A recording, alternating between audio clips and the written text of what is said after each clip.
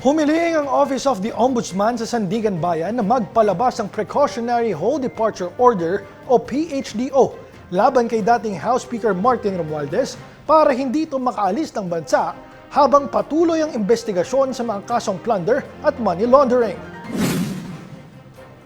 Ayon sa Ombudsman, isinampa ang petisyon nitong April 21 sa Sandigan Bayan 7th Division at nakadokumento bilang People of the Philippines versus Ferdinand Martin Gomez Romualdez.